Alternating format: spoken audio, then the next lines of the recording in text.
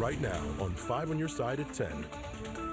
A violent weekend in St. Louis. More than a dozen shootings leave at least 5 people dead and several more injured. All of this as large crowds create chaos in the streets of downtown. We'll have more on that in a moment, but first, we're in a weather alert tonight. A severe thunderstorm watch expired just about an hour ago, but more storms are moving in overnight. This is video from earlier tonight in the Metro East. Large marble-sized hail fell in the O'Fallon-Shiloh area. The storm knocked out power to a few thousand homes. Tonight, most of that service has been restored.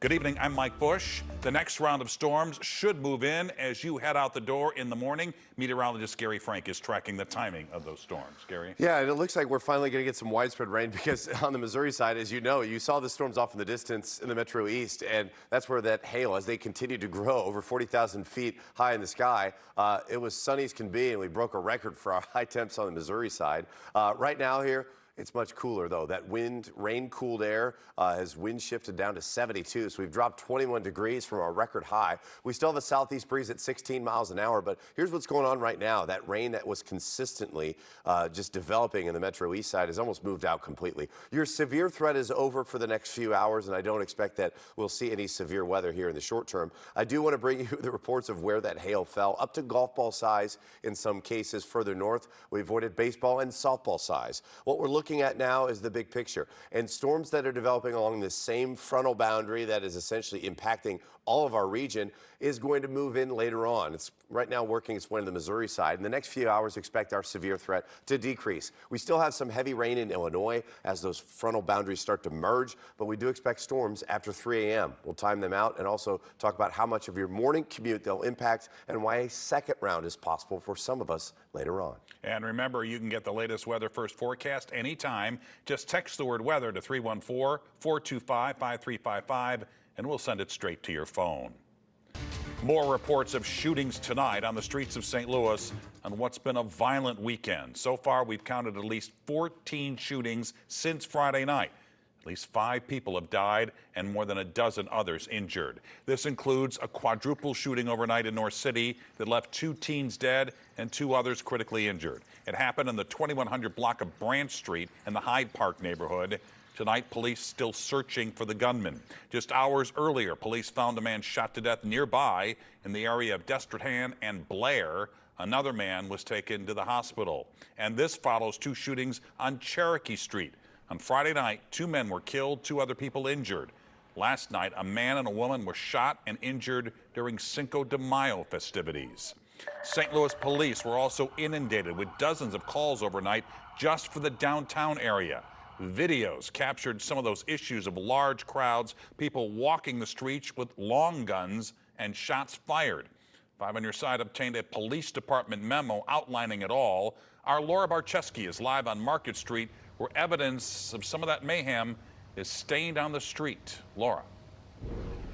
Mike, here at Market and 9th, you can see the burnout marks where people were doing donuts and blocking this entire street last night. This is just one area police received calls from just last night. On Friday, St. Louis police said there would be more officers patrolling downtown. Les Sturman, a resident and chair of Citizens for a Greater Downtown, says it seemed like any other weekend. We didn't see any police. An internal St. Louis police memo says downtown officers were dealing with as many as 55 calls for service at one time. This is video from a 5 on Your Side source of what police called a slideshow near Market and 9th. But this city will not grow, it will not survive unless we deal with some of the issues of lawlessness that are occurring more openly and more often on our streets. The memo says some of the pedestrians in the area were armed with long rifles and reportedly fired numerous shots. We even found a shell casing near the scene hours later. And down on the riverfront, hundreds of cars blocked the road. That's where police received reports of more shots fired, and one group tried to drown a homeless person in the Mississippi River. These are just tragedies waiting to happen, and again, it's totally predictable. We know what's happening, it's been happening, and yet the city seems uninterested in doing anything about it, which is, frankly, makes us pretty angry. St. Louis police said in a statement in response to questions about an increased presence, quote, extra officers were staffed in the downtown area in addition to our mobile SkyCop cameras. However, I think it's important to note that officers were called to respond to various locations throughout the evening. I know the police were overwhelmed with stuff happening all over the city, but things are just completely out of control down here. Large groups blocking streets, cars speeding through red lights. While the constant trouble is frustrating for residents like Sturman and may scare some tourists away.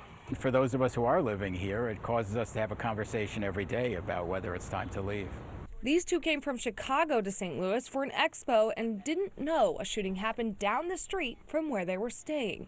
We both know the positive and negatives of living in big cities, but we still feel perfectly safe coming back here. We stayed less than 4/10 of a mile from this incident, had no idea. Mayor Tashara Jones said in a statement the police department is reviewing and investigating this weekend's incidents and will continue to work alongside community violence intervention partners to address conflicts before they erupt. Reporting live from downtown, Laura Barcheski, 5 on your side. Tonight, we're getting our first look at the man charged in a string of shootings inside the parking garage at the Marriott St. Louis Grand Hotel. Deshaun King Wilson faces several charges, including first-degree murder. Wilson is accused of killing Latasha Stewart on Wednesday night. Investigators say the next night he shot and wounded 2 men in the same garage. Police arrested him Friday night at the scene when he allegedly tried to rob another couple. A vigil was held tonight to remember the 8 people killed in a mass shooting at an outlet mall outside Dallas, Texas. 7 others were injured in yesterday's shooting. Tonight, we're learning more about the shooter. Got one more whiter Hispanic male subject wearing a black tactical garb, armed with an AR. He's got some white lettering on the vest that says police or security. Police have now identified the shooter as a 33-year-old Hispanic man. Federal investigators looking into his possible interest in white supremacist ideology. More tragedy tonight in Texas. At least 7 people are dead and nearly a dozen more seriously hurt after an SUV struck a crowd outside a shelter for migrants and the homeless. It happened this morning in the border town of Brownsville, Texas. Authorities are investigating whether it was an intentional act. They say the driver is not cooperating. Tonight, at least 3 families are without a home after a massive fire in Maryland Heights. The fire broke out early this morning on Maryland Oaks Circle. That's off 270 and Page. The fire caused damage to several more homes. No word yet on a cause or any injuries. While the 2024 road to the White House is starting to take shape as candidates jump into the race and state legislatures write the rules. Our political editor, Mark Maxwell, is here to preview an important stretch on the calendar in Missouri and Illinois. Mark?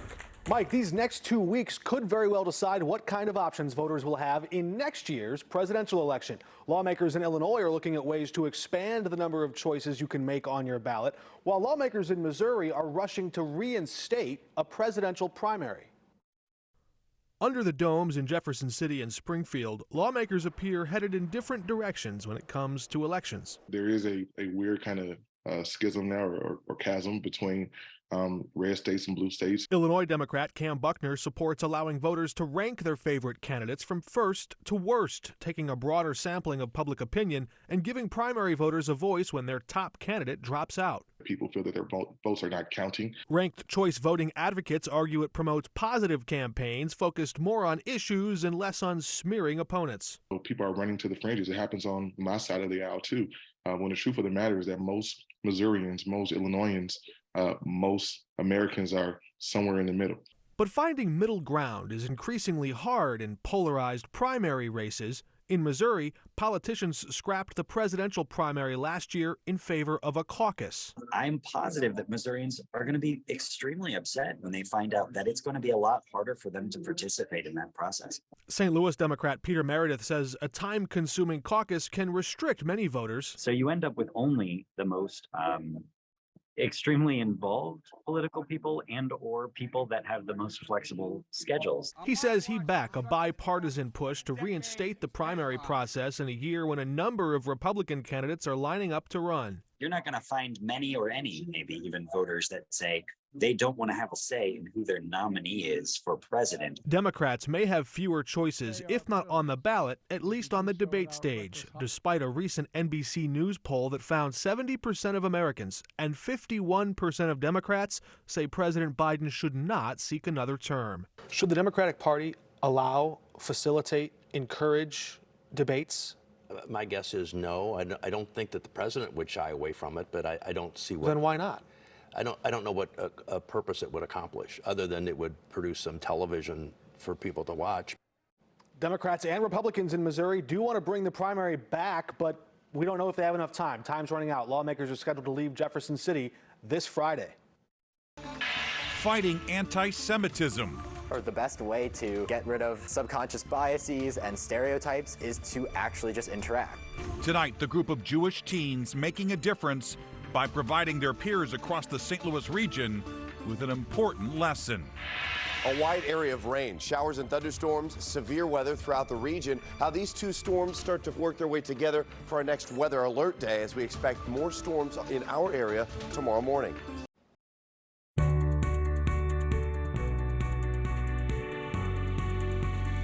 Anti-Semitism is on the rise in this country, but one local program is taking a unique approach to tackling the issue. As you'll learn in tonight's Making a Difference report, it's connecting students of different faiths to break down barriers and build bridges in the fight against hate.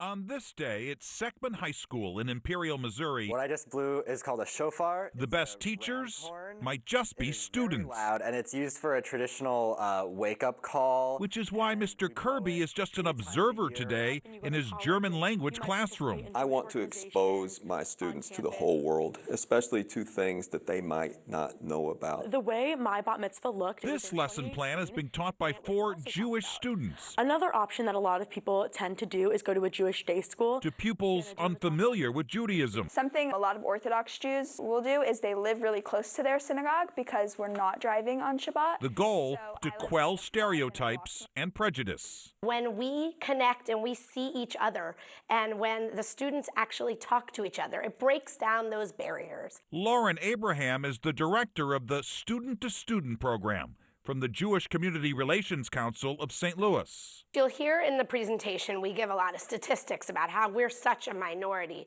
but religious-based hate crimes, so many of them are focused toward us. More than 100 teenage ambassadors volunteer every year to be part of the JCRC program.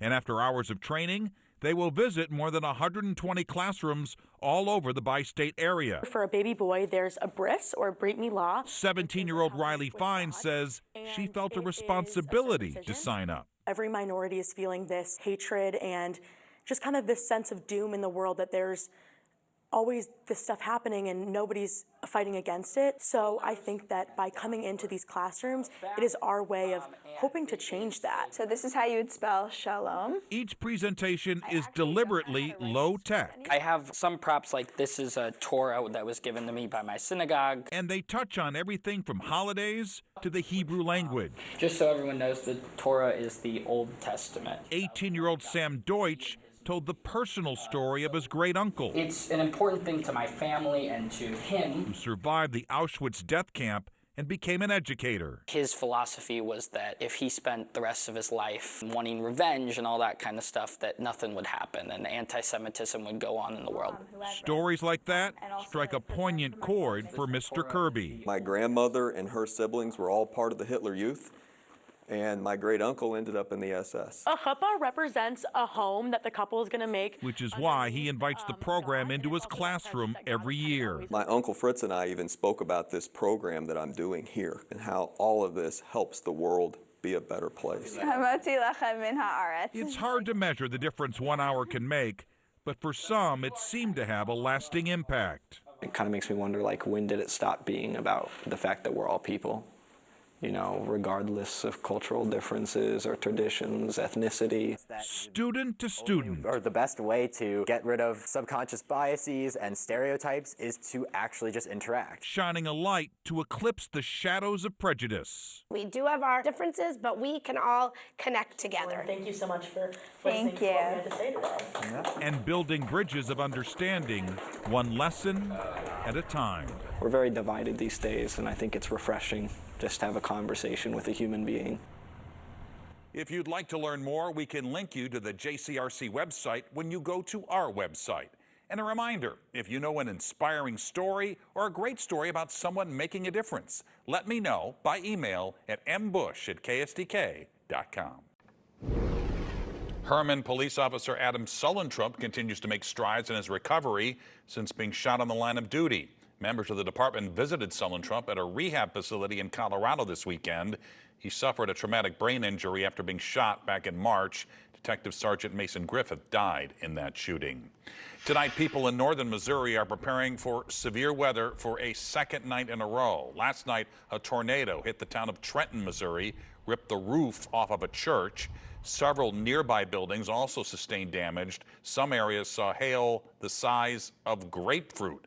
Weather First meteorologist Gary Frank is tracking those storms moving in overnight here in the St. Louis region. Gary. Yeah, and we're not expecting that, but last night we watched that storm slowly work its way across Missouri, and you know, it got close to us, but it kind of stalled out, fizzled out before midnight, and then we lost that severe weather threat overnight. But today, you know, we had more sunshine than clouds, even as those storms died out, and we reached 93 degrees. Not only was that our first 90-degree reading of the year, 3 days ahead of last year, but it was a record.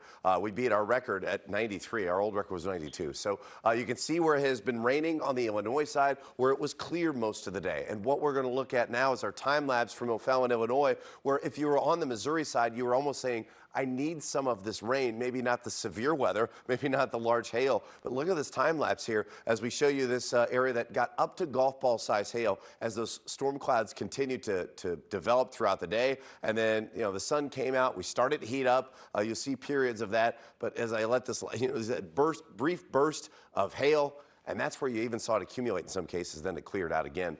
So here's what we're looking at right now. We don't have a severe threat right now, but it's been sitting here. And because of the nature of the storm motion and how these storms are colliding, they're not moving anywhere. There's no real storm motion. So we've gone from talking about areas that had a dust storm days ago to now flash flood warnings. That's how significant the rainfall rates are, over 2 inches of rain per hour. I want to look a little further north toward those areas in northern Missouri. Trenton up right across northern Missouri, north of Maryville. We've had a pretty consistent line of large hail again, and it's this storm complex that's going to meet this one in the middle, and I'll show you on a different satellite product. That's what's going to impact us here overnight. We have a severe thunderstorm watch until 5 a.m. in those regions. That does clip Pike County, Missouri. I think we may see an additional one overnight, but that's going to be something Anthony Slaughter is going to handle for you in the morning. This is not something you have to worry about when you go to sleep. I think you're going to wake up early. It's going to impact you between 7 and probably 9 o'clock. But watch how this storm system developed here from yesterday, and you talk about how these storms collide. And this is a different look at our infrared and visible satellite product. This side, watch how this boundary is all starting to push together. That's what's going to happen overnight, and as it does so, we're finally going to get some widespread rain. I want to show you how this trends here. And it's really after 3 o'clock, so you can go to sleep not worrying about some alarms going off, but I think by 4 or 5 o'clock, if you're a light sleeper, you're going to start to see that in Pike County, and it's going to impact your morning commute, 7, 8, 9 o'clock. And as it does so, I think it weakens, but what we're really looking for is temperatures in the mid-60s, and those chances go up after 4 or 5 o'clock in the morning. But what you'll notice is, as that pushes through, we clear out nicely. Then that boundary lingers, and a second chance arrives. We've had 12 times since 1874 that we've started off with a trace of rain or less in the first 7 days. This is our wettest month. It's an alert day from 3 a.m. to 8 a.m. and 2 to 7. We've got strong storms, 40 to 60, brief bursts of heavy rain, but I think that we'll see another possible round by the afternoon. So expect that, and then we'll look ahead to a quieter second half of the 10-day forecast, Tuesday and Wednesday dry, and then we'll see another chance Thursday and Friday. But Anthony will be tracking it for you. I don't think it's going to wake you up. If you're a light sleeper between 4 and 6 a.m., you may start to hear those rumbles of thunder and the wind pick up just a little bit. Or your dog will. That's indeed. All right, Gary, thanks. From gifts for mom to items to kick off your summer, tonight we're breaking down the best buys in the month of May. Mother's Day is 1 week from today, and Memorial Day is just around the corner. Retailers are celebrating both holidays this month with bargains. And tonight, Consumer Reports reveals the products on sale which stood out in its tests. You may be excited to hear that May is a month full of opportunities to save big on top-rated products. Consumer Reports tracks the prices of many of its top-tested products all year long, so it knows exactly when they go on deep discount.